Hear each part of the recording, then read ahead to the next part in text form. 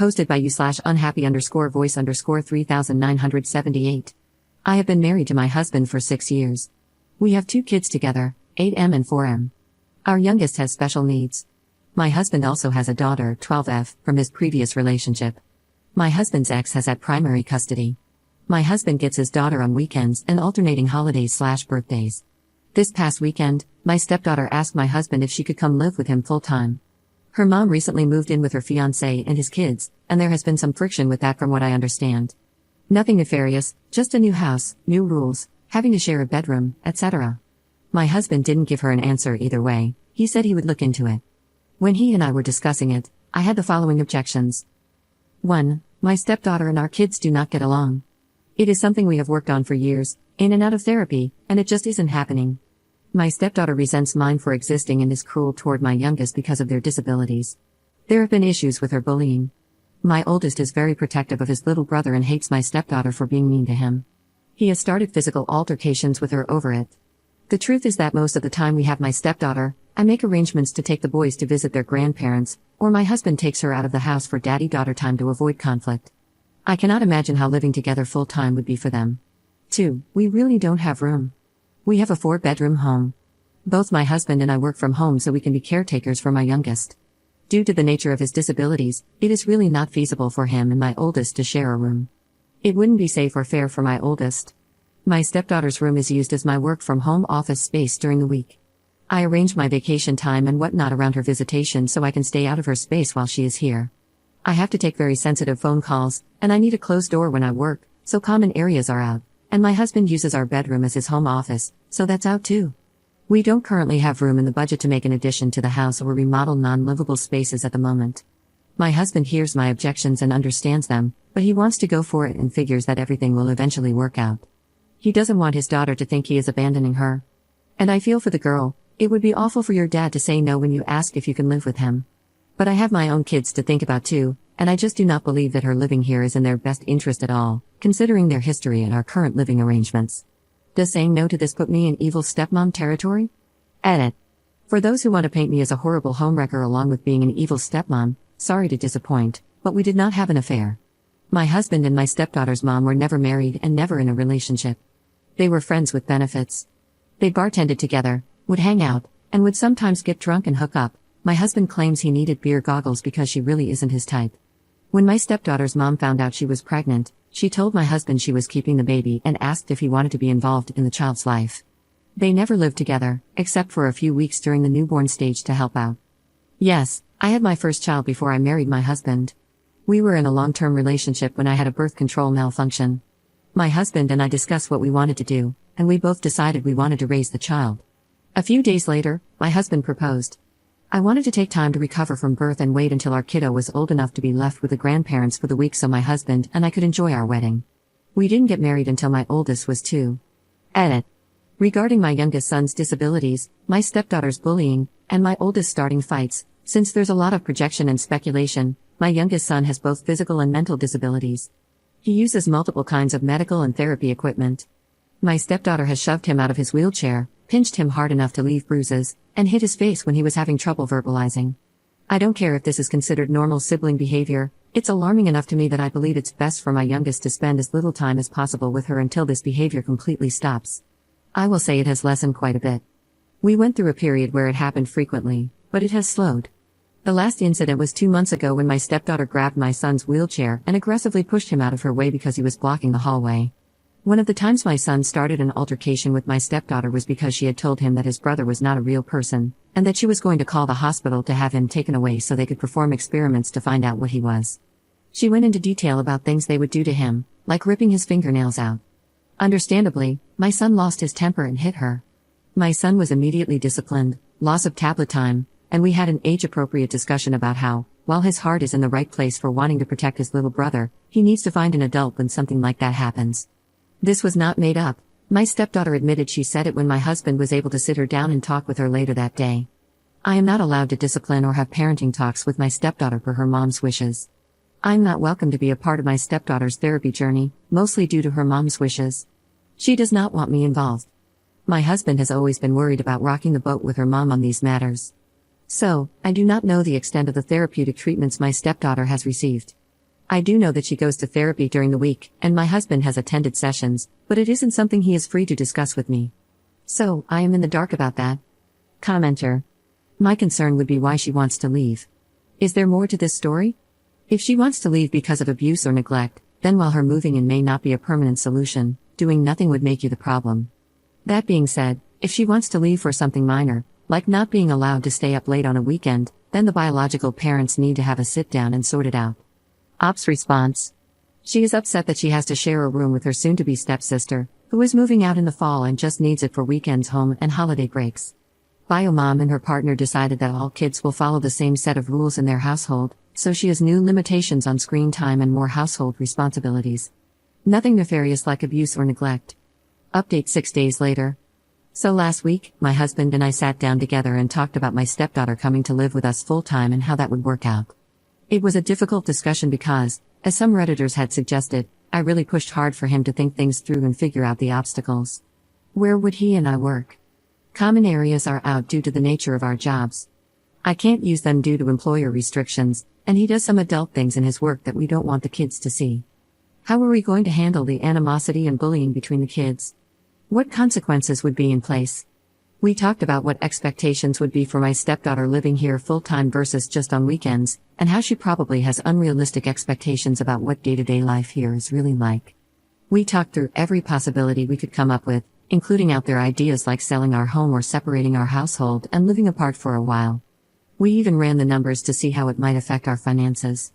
Ultimately, we agreed that the answer was not yet, with the goal of working toward making it happen in the future. We decided that the best course of action would be to slowly adjust the amount of time she spends in our home, rather than a sudden custody switch.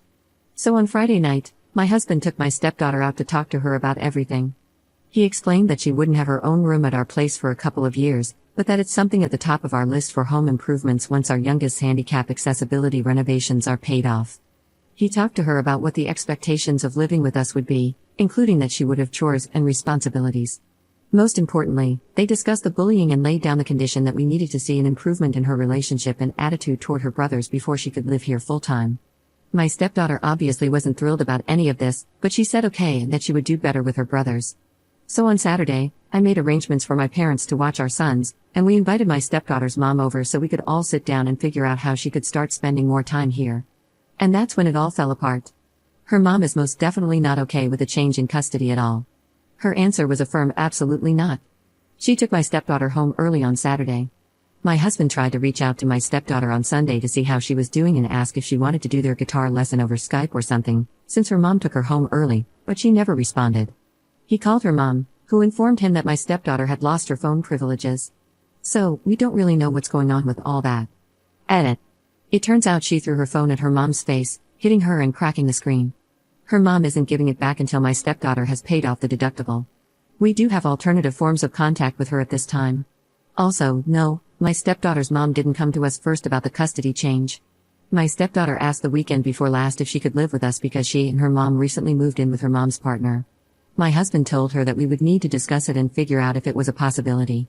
We didn't talk to her mom until we knew what our answer was. As soon as her mom found out my stepdaughter wanted to spend more time with us, she shut it down immediately. I know a lot of people have been speculating that my stepdaughter may be abused, and I understand the concern, as it can happen to anyone. However, I don't have any reason to believe that is happening here. And for those curious, my husband does video editing for various clients, including those in the adult film industry. They send him raw footage, and he creates saleable videos and teaser trailers for them. He also edits YouTube videos, special event videos, and even local commercials. The way we see it, everyone's money is spent the same. One day he edits a commercial for the local church's annual yard sale, and the next, an adult video.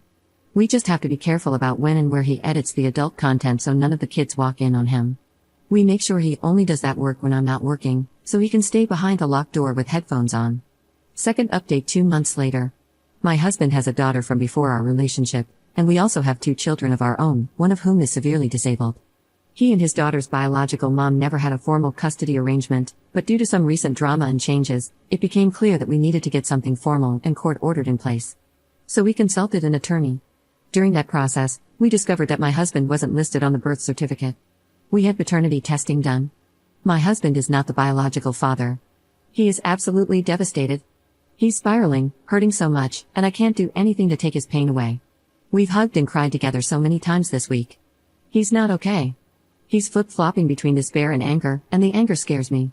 His knuckles are all messed up from punching something. He wouldn't talk to me about what happened. Everything is falling apart at home. My husband is in no state to be a father or partner right now. I sent our oldest to my sisters, but my youngest is having a really bad week with his medical issues. I think he's picking up on the stress and mood of the house. We had to go to the ER last night due to increased seizure activity. When I came home, my husband was drunk. He became belligerent and demanded that I have our sons tested too. He didn't even ask how our son was doing. I was so pissed off, but I held my tongue and walked out of the room. I left a few Gatorades and some aspirin next to him after he passed out. I'm trying to get him in to see a therapist, but no luck so far. We haven't told my stepdaughter or her mom yet. We've already skipped one of our regularly scheduled visitations with her, and another is coming up soon. So that needs to be dealt with ASAP. I just don't know what to do. I'm so afraid right now.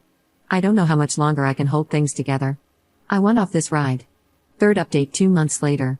I had a couple of people asking if I would update and let you all know how my husband is doing now that we're a couple of months out from our D-Day. Some things are better, and others are a hell of a lot worse. Not long after I posted, my husband and I had the biggest, most full-blown, drawn-out fight of our entire relationship. I honestly can't even tell you how it started. It was one of those little things that just triggered everything, and all the stress, anger, resentment, and other negative emotions we've been feeling were completely taken out on each other. Afterward, I took the kids and left. I refused to come home until my husband got his head out of his rear and talked to someone about all of this. The silver lining to the blowout was that it did spur my husband on to start dealing with everything. He has seen his doctor, been prescribed medication, and has been looking for a therapist. He did a session with one but didn't particularly click with them. He's going to pursue others as our finances allow. My husband and I discussed his drunken demand for paternity testing. I was able to express how hurtful that was to me. He fully apologized and has decided he does not need to have our sons tested right now. We've discussed options for what we'll do if doubt continues to linger on his part, but for now, no testing is being done. We're both trying our best to show each other grace on this matter. The hell of a lot worse part is what's going on with my stepdaughter. My husband had to take a few weeks without visitation to get his emotions under control. Then we had our typical weekend visit. We haven't told my stepdaughter or her mom about the test results yet, as we're still considering our options for the next move. My husband ultimately decided that he still wanted a relationship with his daughter and still wanted to pursue legal custody. The attorney we consulted suggested that, given our state's laws and the established parental relationship, we should have a claim and could likely get court-ordered partial custody, but it would be a more complicated legal case. That was all fine, but my husband, in a very boneheaded move, didn't play his cards close enough to his chest with his daughter's mom. Several weeks ago, they had a verbal altercation. Since then, we have not been able to get in contact with her fiancé, or my stepdaughter. We contacted the police, but they told us this was a civil matter and that we needed to go through the courts, so no help there. Sorry, I wish I had a happier update or more of an update in general. Commenter. What about his mental health? Shouldn't that matter to you? The paternity test would ease his mind and stress. You know you didn't cheat, so it shouldn't be as bad as you make it. Ops response. It may ease his mind and stress, but then I'm in a marriage with a man I feel doesn't trust me, which will put my mind into a spiral, stress me out, and make me second-guess our entire marriage. We are husband and wife. One of us doesn't get to pursue a course of action for their peace of mind that causes the other to go into a tailspin. We can have the tests done once we have some extra money, but only if my husband is willing to do counseling with me about it. That's the only way I see it happening without it destroying our marriage.